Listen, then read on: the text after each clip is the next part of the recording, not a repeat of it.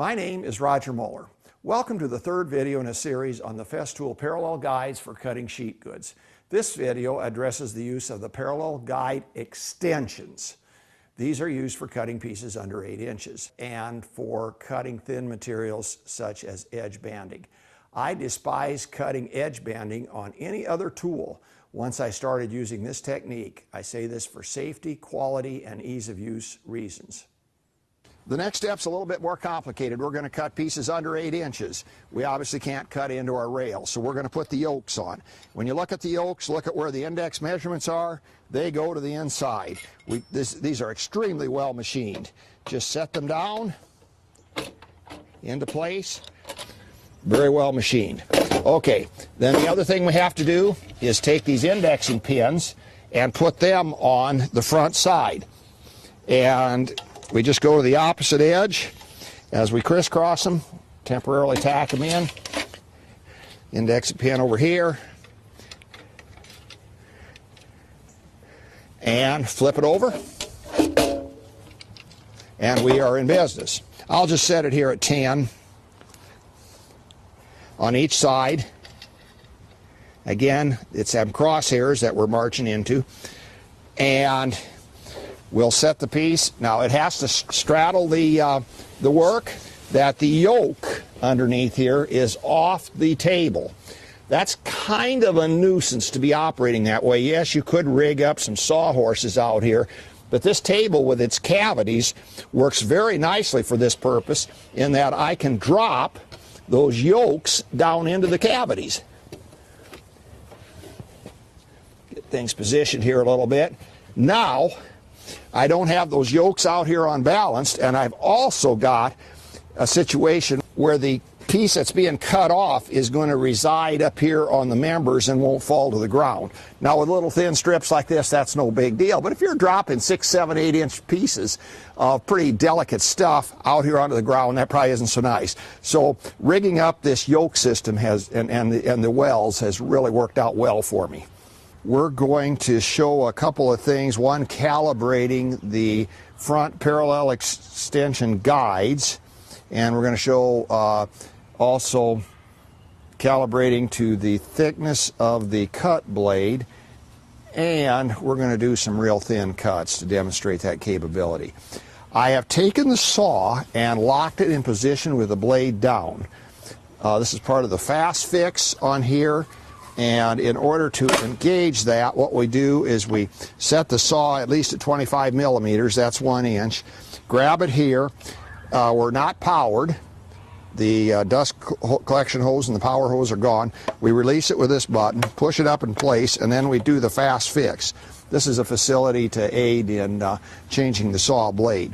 Okay, now with that blade down and the riving knife down, let's drop it into this particular well right here, place it on the rail, and I have marked one tooth with a black marker. And what I'm going to do is bring this unit up. I'm going to spin that, oops, that doesn't spin very well. Bring it up and note where I'm at as far as rubbing against this edge here. I've got the saw set at 0 millimeters for a 0 millimeter cut, so I'm truly zeroing in for the blade. Then I'm going to go back here and I'm going to do more or less the same thing. I see that black tooth down there, and I'm going to look at the others right around it, and boy, we are just right on. If we weren't, we would take the wrench located right here in the handle of the saw out. It's a 5 millimeter wrench, and we would adjust these accordingly. We would adjust them for the zero clearance aspect and also to get the measurement correct here, so that when we dial in at 40 millimeters, that indeed is what it is with this particular saw blade on. With that, I think you'll all agree with me that cutting real narrow pieces is extremely dangerous on a table saw. There's different things you can do, but boy, one slip up and it's a problem. Let's take a look at how this unit works for it. We're cutting off from a very narrow board here, so I may have some pieces actually teeter-totter and drop into one of the wells. or if I wanted to, I could come out here on the other side, but then the weight of the yoke starts to work against me, and I'd probably want to use some clamps on the back end. I'm going to go ahead and connect my power. I'll set the variable speed, 3.5 or 4. I'm going to come on here. Well, first, let's set our thickness of our cut. Let's go down to, 2 millimeters. And I'm going to get my combination square. Yes, I think I'm happy with that side. And I'm happy with that side. You know, if this isn't perfect, doesn't maybe make any difference if you're doing edge banding. The important thing is that it be consistent. I'm going to bring my piece up so that each of these 2 prongs is touching. Make sure my yokes are pretty much down on both sides. Looks like we're in great shape. So we're taking off 2 millimeters plus the width of the saw blade.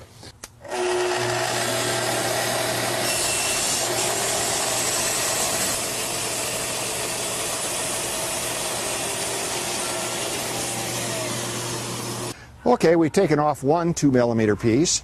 Let's show how easy it is to reload the machine. We got the saw up. We'll take the saw off.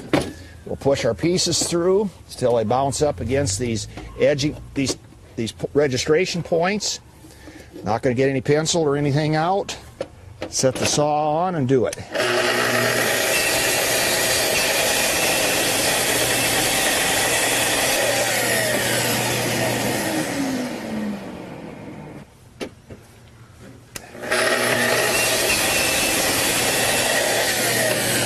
Let's look at these. Look pretty even. Here's the first one we did. You may need to take some steps with some double stick tape and some things like that to assure that things don't slip once in a while.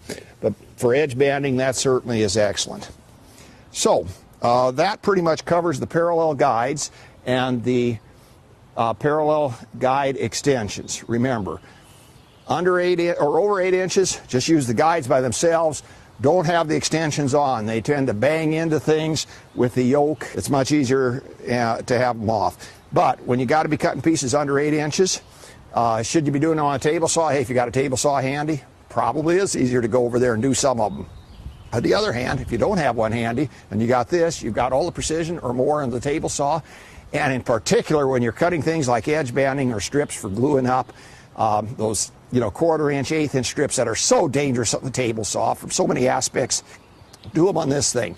You cut them off all day long. In fact, I think you could cut off strips of 0 inches width all day long if you wanted to convert the entire board over into sawdust. So with that, we're wrapping up this discussion on these parallel guides. Good luck. Thank you. The last thing I want to address here is the thickness of the materials and how this works out. It doesn't really make any difference what kind of a surface you're on.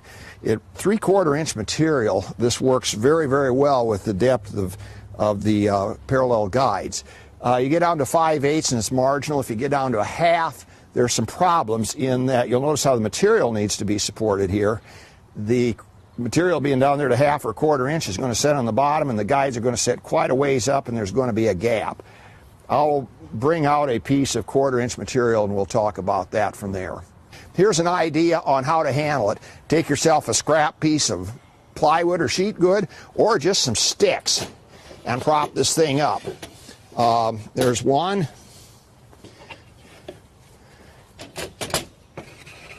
There's two. Now I've got excellent contact all the way along the edge guide. I've also got excellent support on the backhand side here. This wraps up the 3rd video in the series on using the Festool saw, guide rails, and extensions to cut large sheet good panels. Safe woodworking to you, my fellow craftsmen. My name is Roger Muller.